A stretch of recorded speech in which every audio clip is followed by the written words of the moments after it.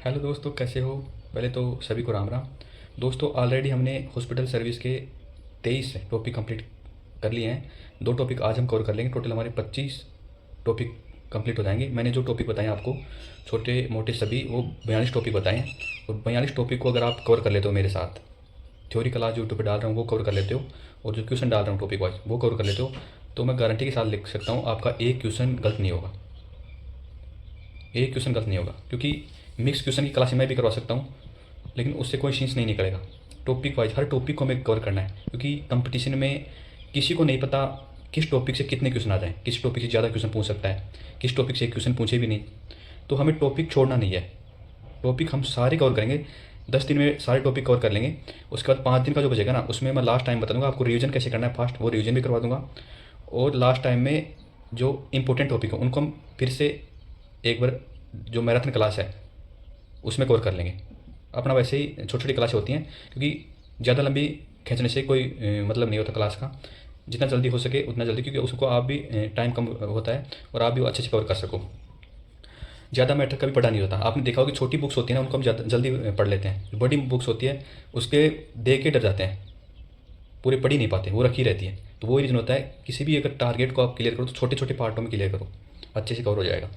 बाकी एक आपके कमेंट्स आते हैं कि सर मैं इस क्लास के अलावा भी अदर कोई यूट्यूबर क्लास लूँ या नहीं लूँ। तो आपको बता दूँ, इस क्लास को अगर आप 42 टॉपिक मेरे साथ कवर करते हो, जैसे मैं बोल रहा हूँ वैसे कवर करते हो, जैसे थ्योरी क्लास ली फिर क्वेश्चन अटेंड किए, तो आपका एक क्वेश्चन गलत नहीं होगा, ना इससे बाहर जाएगा। क्योंकि एग्जामिनर कहाँ से क्वेश्चन उठाएगा। इन्हीं 42 टॉपिक में से 42 टॉपिक बहुत होते हैं जो मैंने ऑलरेडी कवर करवा रखे हैं। आपको धीरे धीरे मैं कंप्लीट करवा दूंगा। इन टॉपिकों से बाहर क्वेश्चन नहीं जाएगा। क्वेश्चन बाहर कहाँ जाता है, आप किसी भी का सिलेबस देख लो, या जिन्होंने कोर्स ले रखा है वो देख लो। 42 टॉपिक आप कोई भी कवर नहीं करा रखा। आपको जो 15-20 टॉपिक कवर करा देते हैं जो मतलब इंपॉर्टेंट लगते हैं कि ये ठीक है, लेकिन ज़रूरी थोड़ी है उनमें से क्वेश्चन पूछे। एग्जामिनर का माइंड घूम जाए अदर टॉपिक में से क्वेश्चन, तो छोड़ना तो कुछ भी नहीं है। चाहे आप इंपॉर्टेंट चीज़ें पढ़ो, चाहे आप कम पढ़ लो, लेकिन छोड़ना कुछ भी नहीं है। सारे टॉपिक पढ़ने हैं। कंपटीशन में ये चीज़ हमेशा आपको ध्यान रखनी है, और इसी चीज़ को हम लेके चल रहे हैं। बाकी जो नए हैं चैनल को सब्सक्राइब कर देना, प्यारा सा कमेंट कर देना, और इसके अलावा डाउट्स हो तो आप कमेंट्स में लिख के बता दिया करो कि और हमारा जो सेशन है वो कैसा लग रहा है। हमने ऑलरेडी धीरे धीरे सारे टॉपिक कवर करने के नज़दीक में हम। तो एक मोटिवेशनल, आप भी एक मोटिवेट दिया करो, कमेंट अच्छे अच्छे कमेंट किया करो, उससे मोटिवेशन मिलता है कि आपके लिए मैं अच्छे से मेहनत करूँ। और ये सब फ्री मेहनत मैं आप सबके लिए कर रहा हूँ ओनली, कि आप कैसे भी जो मिडिल क्लास फैमिली है ना, उनका सिलेक्शन होना चाहिए। सीट अपने जो कैंडिडेट हैं, अपने यूट्यूबर की जो अपना जो यूट्यूब है उसकी जो फैमिली है, इसमें ज़्यादा से ज़्यादा सिलेक्शन होना चाहिए।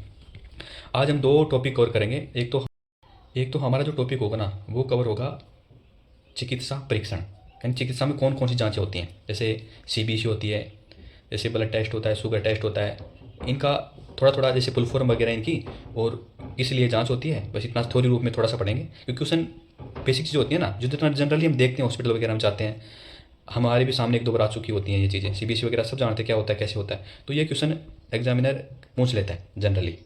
तो टॉपिक एक भी नहीं छोड़ेंगे, सारे कवर करेंगे। तो ये टॉपिक भी मतलब ये मानो कि इम्पोर्टेंट है। दूसरा टॉपिक हम पढ़ेंगे कि अस्पताल में महिला और नवजात शिशु होता है उसकी सुरक्षा, और उनके साथ क्या क्या हमें उपचार वगैरह करना है, इनके बारे में पढ़ेंगे। दोनों टॉपिक अच्छे हैं और इम्पोर्टेंट है। हॉस्पिटल अटेंडेंट या ओटी असिस्टेंट दोनों के लिए इम्पोर्टेंट है, क्योंकि ओटी असिस्टेंट में भी ये काफ़ी आपने देखा होगा डिलीवरी वगैरह होती है, तो उनके लिए भी ये ज़रूरी है। और हॉस्पिटल अटेंडेंट वार्ड वगैरह में रहते हैं तो उनके लिए भी ज़रूरी है। चलो हम टॉपिक स्टार्ट करते हैं। चिकित्सीय जाँच यानी मेडिकल इन्वेस्टिगेशन। कौन कौन सी चिकित्सीय जांच होती हैं और इनका क्या काम होता है, किस लिए जांच करते हैं। तो कोई भी पेशेंट का रोग होता है तो उस रोग का पता लगाने के लिए चिकित्सीय जांच की जाती है। तो हम आगे इसकी परिभाषा देखते हैं। रोग का कारण जानने, स्वास्थ्य की स्थिति का आकलन करने, रोग की प्रगति की निगरानी करने या उपचार की योजना बनाने हेतु किए जाने वाले विभिन्न परीक्षणों और प्रक्रियाओं को चिकित्सीय जांच कहते हैं। चिकित्सीय जांच का मतलब होता है जैसे रोग, क्या रोग, उसका कारण जानेंगे, किस कारण से हो रहा है, क्यों हो रहा है, और इसका उपचार क्या करना है। इनके लिए रोग की जांच की जाती है। आगे हम बात करें चिकित्सीय जांच के उद्देश्य क्या हैं, कि इसके क्या उद्देश्य है, क्यों चिकित्सीय जांच की जाती है। निदान यानी बीमारी की सही पहचान करने के लिए। स्क्रीनिंग यानी बीमारी को शुरुआती अवस्था में पहचानना, मतलब शुरुआती अवस्था उसी में पहचान के उसका इलाज कर देना, इसलिए भी जांच की जाती है। निगरानी, रोग या उपचार की प्रगति पर नज़र रखना, यानी निगरानी के लिए से रोग, किसी को कोई मरीज है उसके रोग हो रहा है कोई भी, तो उसकी हम जांच करेंगे। जैसे पहले हमने जांच की, चलो इसके रोग हो रहा है, हमने दवाई स्टार्ट कर दी, या मतलब डॉक्टर को दिखा दिया, दवाई स्टार्ट कर दी देना, फिर उसको जांच, डॉक्टर फिर जांच के लिए लिख के देगा कि इसमें फिर पता लगा कि इसमें कुछ सुधार हुआ है या नहीं हुआ, थोड़ा बहुत ठीक हुआ है नहीं हुआ, तो इसलिए जांचें की जाती हैं। पूर्वानुमान, रोग के परिणाम का अनुमान लगाना। अनुसंधान, चिकित्सा क्षेत्र में अध्ययन में खोज करना। तो इन सब के लिए चिकित्सीय जांच की जाती है, ये इसके उद्देश्य होते हैं। आगे हम बात करें चिकित्सीय जांच के प्रकार की, कौन कौन सी जांचें होती हैं। प्रयोगशाला जांच होती है, जो प्रयोगशाला वगैरह में की जाती है, लैब में की जाती है। जो लैब में कौन कौन सी जांच की जाती है, जैसे रक्त परीक्षण हो गया, लैब में किया जाता है। ब्लड टेस्ट लैब में किया जाता है, सैंपल लेता है मरीज से और फिर ब्लड टेस्ट होता है। ब्लड टेस्ट में कौन कौन सा होता है, जैसे सीबीसी हो गई। सीबीसी की फुल फॉर्म याद रखना, सीबीसी की जो फुल फॉर्म वो है कंप्लीट ब्लड काउंट, यानी कंप्लीट ब्लड काउंट। सीबीसी किस लिए की जाती है, जैसे खून की कमी है इसलिए, एनीमिया के लिए, कोई संक्रमण हो खून में उसके लिए, संक्रमण की पहचान के लिए सीबीसी जांच की जाती है। फुल फॉर्म याद रखना, कंप्लीट ब्लड काउंट। दूसरा है ब्लड शुगर। ब्लड शुगर ये रक्त परीक्षण से संबंधित है। ब्लड शुगर, मधुमेह की पहचान के लिए भी रक्त परीक्षण किया जाता है। आगे हम बात करें एलएफटी। एलएफटी की फुल फॉर्म याद रखना, liver function test. Liver function test जो किया जाता है वो यकृत या लीवर की स्थिति की जांच के लिए किया जाता है। केएफटी यानी किडनी फंक्शन टेस्ट, गुर्दे या किडनी की जांच के लिए किडनी फंक्शन टेस्ट किया जाता है, केएफटी किया जाता है। ये दोनों फुल फॉर्म आपको याद रखनी है। आगे हम बात करें, ये तो हो गया ब्लड टेस्ट। अब मूत्र परीक्षण या यूरिन टेस्ट के अंदर कौन कौन सी जांचें होती हैं। मूत्र परीक्षण, जैसे गुर्दे की कोई बीमारी है, इसमें मूत्र परीक्षण किया जाता है, यूरिन टेस्ट किया जाता है। मधुमेह है किसी को, तो इसके लिए भी यूरिन टेस्ट किया जाता है। और संक्रमण है किसी को, तो ये भी यूरिन टेस्ट किया जाता है। इन बीमारियों में यूरिन टेस्ट करके हम बीमारी का पता लगा सकते हैं कि क्या बीमारी है। मल परीक्षण, जैसे परजीवी, रक्त या फिर संक्रमण का पता लगाने के लिए भी मल परीक्षण किया जाता है। आगे हम बात करें, थूक परीक्षण भी किया जाता है, जैसे तपेदिक या टीबी, किसी के टीबी वगैरह होता है ना, या टीबी हो सकता है, इसकी टीबी हो सकता है, तो डॉक्टर क्या करेगा, थूक परीक्षण लिख के दे देगा। स्पटम टेस्ट बोलते हैं इसको, थूक परीक्षण, वो लिख के दे देगा, या अन्य कोई जांच भी लिख सकता है। ठीक है, अब ये तो हो गया लैब जांचें। अब ये होगी इमेजिंग जांचें। इमेजिंग जांचें कैसे होती है, जैसे चित्र के द्वारा देता है ना, वो इमेजिंग जांचें होती हैं। जैसे एक्सरे हड्डी टूटना, उसका एक्सरे होता है। फेफड़ों के लिए एक्सरे होता है, ये इमेजिंग जांचों के अंतर्गत आते हैं। अल्ट्रासाउंड, जैसे गर्भावस्था की अल्ट्रासाउंड जांच होती है। पेट के अंगों की स्थिति जांचने के लिए, या पेट में कुछ गड़बड़ है तो इनके लिए भी अल्ट्रासाउंड जांच की जाती है। ये इमेजिंग जांच के अंतर्गत आती है। कौन सी किसके अंदर आते हैं, इमेजिंग जांच के अंतर्गत।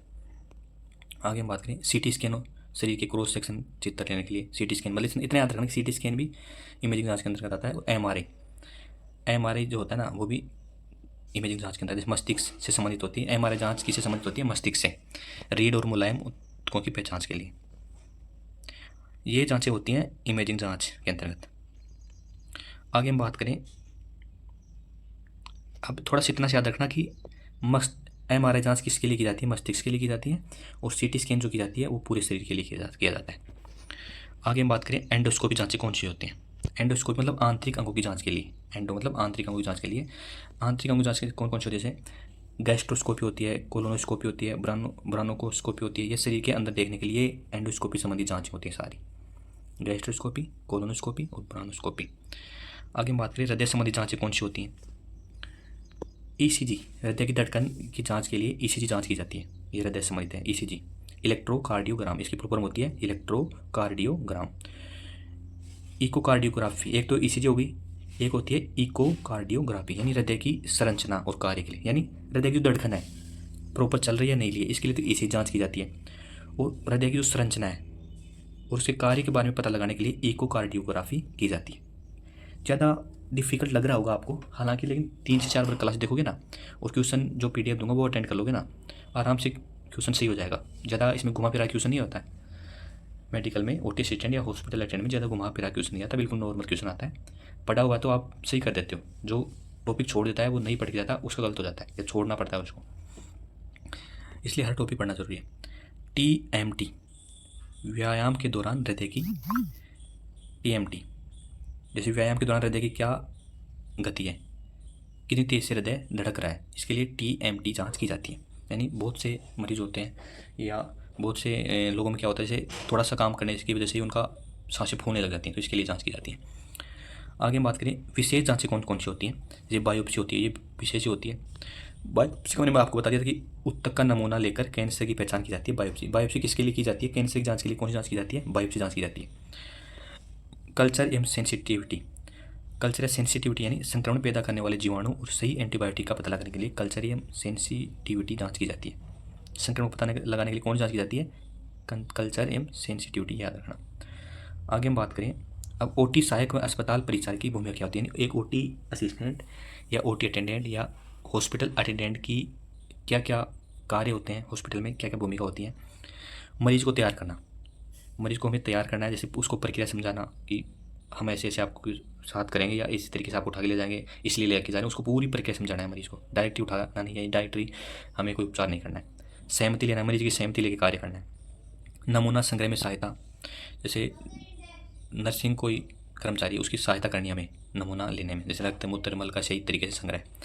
मरीज की स्थिति से आकलन सही करना, जैसे एक्सरे वगैरह ईसीजी वगैरह अल्ट्रासाउंड वगैरह जांच करवा रहे हैं तो मरीज की स्थिति मतलब सही तरीके से उसे सही स्थिति में उसे डालना। जैसे ईसीजी वगैरह एक्सरे वगैरह जांच करें तो किस तरीके से सही तरीके से जांच होगी, उसलिए उस वो प्रक्रिया उसे समझाना और उस प्रक्रिया में उस मरीज को तैयार करना। ये सब इनके काम होते हैं ओटी असिस्टेंट या हॉस्पिटल अटेंडेंट के। मरीज को ले जाना, सुरक्षित तरीके से जांच कक्ष तक मरीज को पहुंचाना, फिर उसको वापस लाना, स्वच्छता बनाए रखना संक्रमण रोकने के लिए, रिकॉर्ड रखना, टेस्ट कितने टेस्ट हुए, रिपोर्ट का सही प्रबंधन करना, रख रखाव करना, ये सारे ओटी असिस्टेंट या हॉस्पिटल अटेंडेंट के कार्य होते हैं। सुरक्षा सावधान, क्या क्या हमें सुरक्षा सावधानियाँ बरतनी है। जैसे नमूना लेते समय हमें पीपी किट पहननी है, यानी पर्सनल प्रोटेक्टिव इक्विपमेंट, व्यक्तिगत सुरक्षा उपकरण, ये हमें पहनना है। जैव चिकित्सीय अपशिष्ट का सही निपटान, जैव चिकित्सीय जो अपशिष्ट है, कोई भी अपशिष्ट है उसका सही तरीके से निपटान या उसको सही तरीके से डस्टबिन में डालना। हाथों की स्वच्छता द्वारा संक्रमण को रोकना, बिल्कुल हाथों को सैनिटाइज करना है मरीज के पास जाने से पहले और उसके बाद में। एक्सरे या सीटी स्कैन के समय रेडिएशन सुरक्षा के नियमों का पालन करना, यानी सही तरीके से, जैसे किसी का भी एक्सरे वगैरह कर रहे हैं तो मरीज को सही तरीके से हम एक्सरे कर रहे हैं किसी चीज़ का, पैर का एक्सरे करें तो उससे पैर के सही तरीके से एक्सरे के लिए सेट करना, तो तभी तो सही तरीके से एक्सरे होगा। ये सब कार्य जो होते हैं ना वो होते हैं ओटी असिस्टेंट या हॉस्पिटल अटेंडेंट के कार्य होते हैं। अब सामान्य संक्षेप में जो फुल फॉर्म है वो आपको बता दूं कि ये फुल फॉर्म इंपॉर्टेंट है और एग्जामिनर पूछ लेता है, जो नॉर्मल जो सामान्य आप जीवन में देखते हैं। सीबीसी फुल फॉर्म जो होती है कंप्लीट ब्लड काउंट। ईएसआर की फुल फॉर्म होती है इरिथ्रोसाइट सेडिमेंटेशन रेट। ईएसआर की फुल फॉर्म क्या होती है? Erythrocyte sedimentation rate. आपको लग रहा है कि कितनी हार्ड फुल फॉर्म कैसे याद रहेंगी, तो पहले मेरे भी याद नहीं थी, एक बार पढ़ने से किसी को याद नहीं होती, मेरे को भी नहीं हुई थी, कम से कम मैंने भी 5 बार पढ़ा होगा तब जाके मेरे को याद हुई है और तभी पेपर निकला था। तो आपको भी हर क्लास 3 से 4 बार देखनी है, जैसे भी आपको टाइम मिले रिविज़न कर लिया करो। जैसे आज 5 क्लासों का रिविज़न कर लिया, कल 5 का और कर लेंगे, 3 दिन में पूरा रिविज़न हो गया, इस तरीके से जितना आप कर सको। LFT liver function test, KFT kidney function test और ECG इलेक्ट्रोकार्डियोग्राम, ये मैंने इंपॉर्टेंट जो फुल फॉर्म है वो आपको बता। अब हम टॉपिक स्टार्ट करते हैं। अस्पताल में माँ नवजात शिशु की देखभाल, इन अस्पताल माँ और जो नवजात शिशु की देखभाल किस तरीके से करनी है, ये जो भूमिका होती है वो हॉस्पिटल अटेंडेंट और ओटी असिस्टेंट की भूमिका होती है, इसके अंतर्गत आता है। तो ये टॉपिक इस तरीके से इम्पोर्टेंट हो जाता है।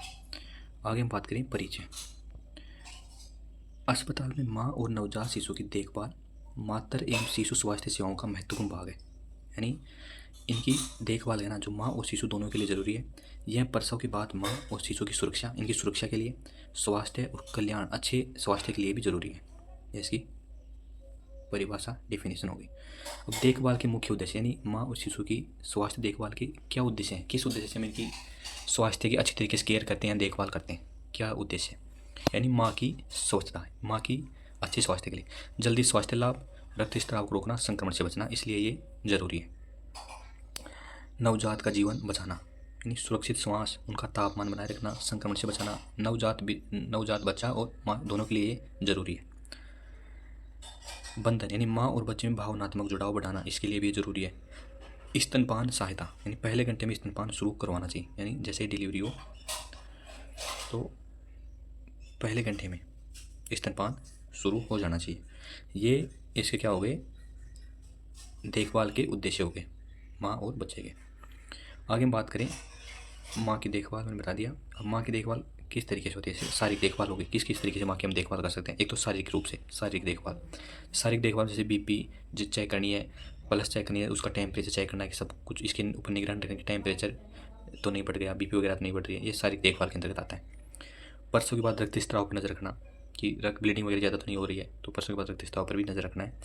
पीरियनियल क्षेत्र की सफाई संक्रमण से बचाव के लिए, पीरियनियल जो क्षेत्र होता है उसकी सफाई करनी है संक्रमण से बचाव के लिए। और आराम और पौष्टिक आहार, अच्छा आहार आराम करवाना है और पौष्टिक आहार भी अच्छी देनी है।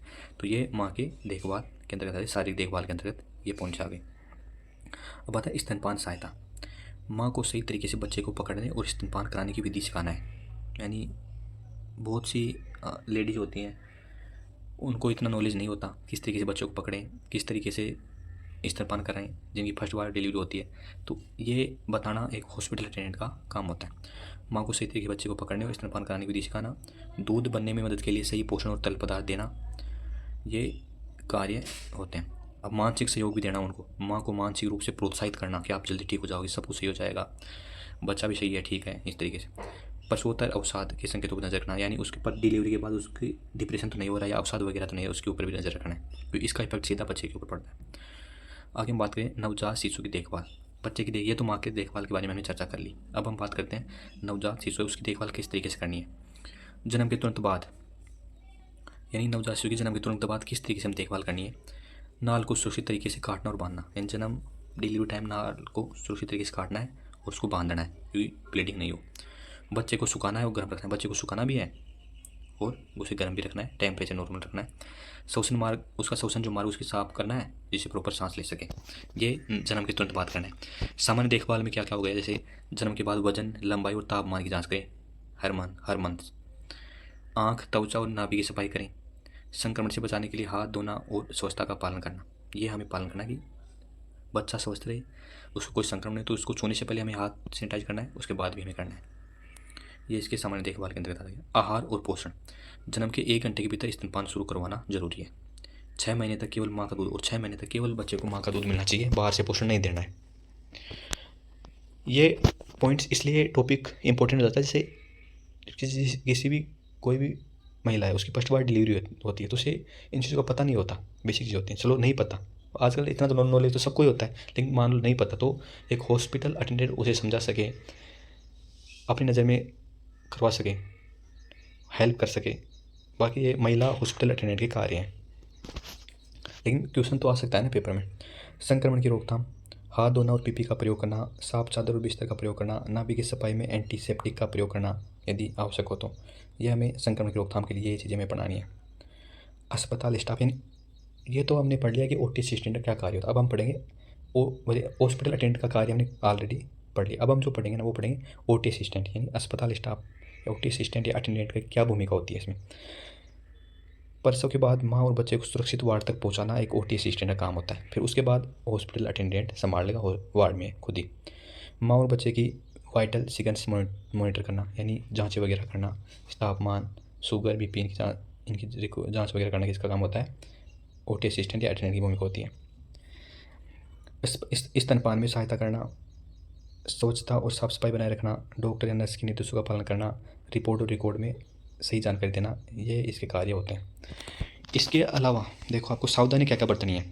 नवजात को ठंडा या गर्मी से बचाना, भीड़ और शोर शराबे से दूर रखना बच्चे को, बीमार व्यक्तियों से नवजात को अलग रखना, ये इनमें सावधानी हमें बरतनी है।